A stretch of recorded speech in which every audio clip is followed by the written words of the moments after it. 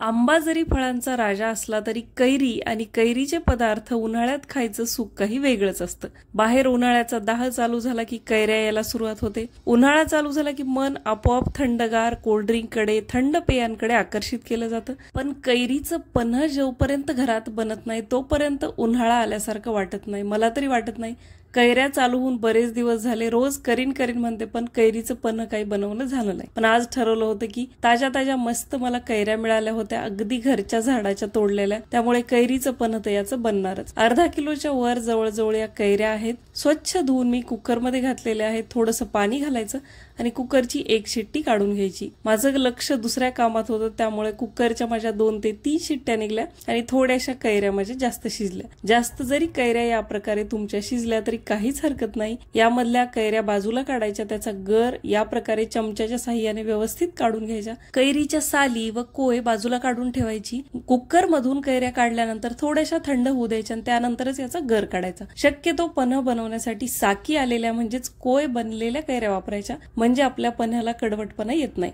सगळा कैरीचा गर बाजूला काढून घ्यायचा। आपण ज्या कुकरमध्ये याला शिजवलं आहे त्यामध्ये सुद्धा बराच गर आपला पाण्यामध्ये मिक्स झालाय, तो सुद्धा यामध्येच मिक्स करून घ्यायचा। आता यामध्ये आपण घालणार आहोत गूळ। साखर वापरली तरी काहीच हरकत नाही, मी इथं गूळ वापरत आहे। 1 वाटी मी गूळ घातलेला आहे, 1 चमचा जिरेपूड आणि 1 चमचा मीठ। आपण आपल्या चवीनुसार, कैऱ्याच्या आंबटपणानुसार साखर किंवा गुळाचं प्रमाण कमी जास्त करू शकतो।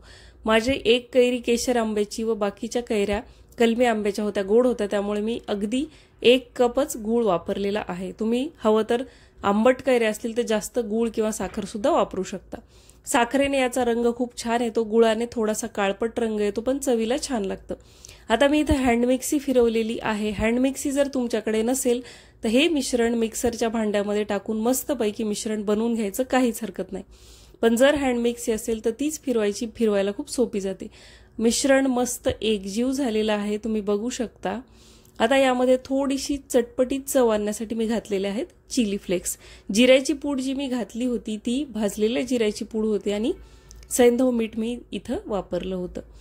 छानपैकी मस्त चिली फ्लेक्स मी घातलेले आहेत। हे नसतील तर थोडंसं लाल तिखट अगदी भुरभुरलं तरी चालेल। त्यानंतर थोडंसं डेकोरेशनचं काम आपण इथं करतोय।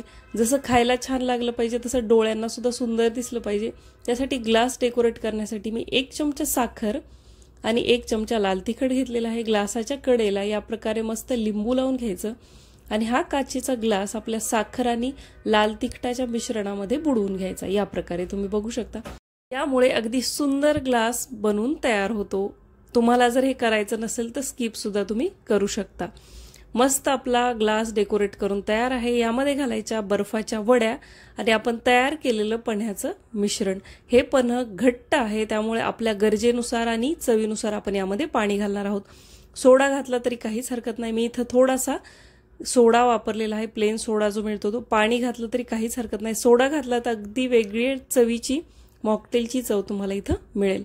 सोडा घालून छान मिक्स करायचं, मस्त चटपटीत असं कैरीचं मॉकटेल बनून तयार होतं। अप्रतिम चव लागते। हे पन्ह तुम्ही 2 ते 3 दिवस फ्रीजमध्ये ठेवून वापरू शकता।